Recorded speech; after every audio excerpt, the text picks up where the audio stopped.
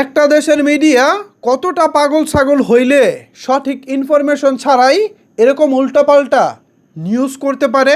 দু একটি media house হলে না হয় মানা যেত, কিন্তু দেশের প্রথম সারির সকল প্রকার গণমাধ্যম যখন মিথ্যা এবং বানোয়াট নিউজ করতে থাকে তখন সেটা দুঃখজনক ছাড়া আর কি হতে পারে বলেন তো। গত 24 ঘন্টায় বাংলাদেশ ক্রিকেট বোর্ডের প্রেসিডেন্ট আমিনুল ইসলাম বুলবুলকে নিয়ে যা হয়ে গেল তা আসলে মিডিয়ার দেউলিয়াত্বের প্রমাণ ছাড়া আর কি বলুন তো। বাংলাদেশের মিডিয়া মাধ্যম এখন পায়খানা হয়ে গেছে, এক কথায় নোংরা পায়খানা হয়ে গেছে। ভাই, ব্যক্তিগত বুলবুল তিনি অস্ট্রেলিয়া যাবেন নাকি সুইজারল্যান্ড যাবেন তার ব্যক্তিগত কাজে তিনি যেতেই পারেন, এটাকে তালগোল পাকিয়ে নানা রকমের রসদ জুগিয়ে যে পরিমাণের মিথ্যা প্রোপাগান্ডা গত 24 ঘন্টায় ছড়ানো হলো, এখন কি তাদের লজ্জা হবে? সেই আমিনুল ইসলাম বুলবুল তো এখনও বাংলাদেশে আছে, তিনি তো এখনও বিসিবিতে অফিস করতেছেন। সেই দালালগুলোর কি লজ্জা হবে যারা একটা পক্ষের এজেন্ডা নিয়ে আমিনুল ইসলাম বুলবুলকে বিতর্ক করার চেষ্টায় লিপ্ত হয়েছেন? আপনাদেরকে আদৌ লজ্জা হবে? এভাবে প্রোপাগান্ডা ছড়িয়ে ভিউজ দিয়ে ইনকাম করে আপনারা আপনাদের সন্তানদেরকে মানুষ বানাবেন? আপনারা নিজেরা ভরণ পোষণ করে নিজেরা বেঁচে থাকবেন? এই হচ্ছে আপনাদের সাংবাদিকতা? এই হচ্ছে আপনাদের মনুষ্যত্ব? কোনো প্রকার কোনো যাচাই বাছাই নাই, কোনো প্রকার কোনো ভেরিফাই নাই, কিছু নাই, যা মন চাইলে একটা নিউজ করে দিলাম। ভারতে যদি ভারতীয় গভর্নমেন্ট চাইতো যে আমরা বিশ্বকাপ খেলতে কোনো একটা দেশে যাব না, বিশ্বাস করেন ভিউয়ার্স, ভারতীয় গণমাধ্যম সব ভারতের পক্ষে থাকতো।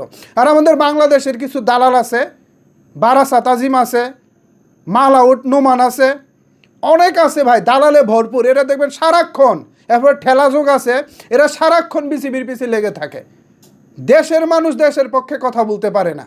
সেম ঘটনাটা যদি ভারত করতো, ধরুন ভারত বলতেছে তারা পাকিস্তান যাবে না অথবা XYZ কোনো একটা দেশে যাবে না, বিশ্বাস করেন এদের প্রত্যেকটা মিডিয়া দেশের পক্ষে কথা বলতো, প্রত্যেকটা কন্টেন্ট ক্রিয়েটর দেশের পক্ষে কথা বলতো।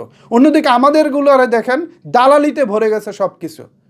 প্রথমে যখন মুস্তাফিজুর রহমানকে বাদ দিল তখন তারা বলতেছে বাংলাদেশ ক্রিকেট বোর্ডের শক্ত পদক্ষেপ নেওয়া উচিত।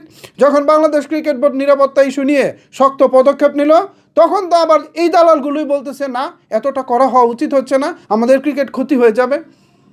তারপর যখন বাংলাদেশের গভর্নমেন্ট যখন নিজস্বভাবে ইনভেস্টিগেশন করলো, তারা দেখলো যে নিরাপত্তা ইস্যু রয়েছে, আমরা বিশ্বকাপ খেলতে যাব না। ব্যাস, আমাদের সাধারণ নাগরিকদের তো কোনো সমস্যা নাই, আমরা জানি নিরাপত্তা সমস্যা রয়েছে, আমরা খেলবো না।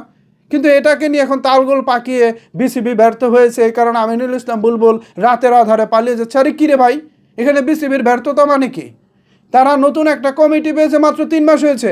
এই 3 মাসে একটা চক্র যেভাবে তাদেরকে পিছন থেকে টেনে ধরতেছে, এত কিছুর মাঝেও দেশের নির্বাচন চলতেছে, নির্বাচনী পরিবেশ, এত সব কিছু নিয়ে বিপিএলটাকে সফলভাবে আয়োজন, এটা নিয়ে তো আপনারা প্রশংসা করেন না।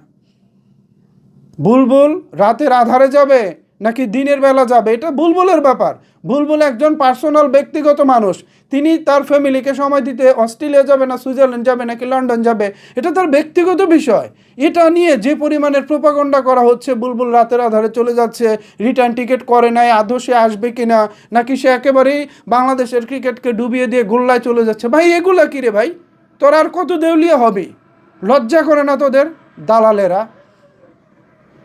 ভিউয়ার্স, দুঃখজনক এগুলো। গত 24 ঘন্টায় আমিনুল ইসলাম বুলবুলকে নিয়ে যা হয়ে গেল বাংলাদেশের মিডিয়া মাধ্যমে, এটা জাস্ট মানে এদের দেউলিয়াত্বের প্রমাণ করেছে। এরা লজ্জা করে না এদের, এরপরও দেখবেন এরা এসে কথা বলবে। এ বিষয়ে আপনাদের মতামত কি জানাতে পারেন নিচের কমেন্টস বক্সে। ধন্যবাদ সবাইকে এতক্ষণ আমার সাথে থাকার জন্য।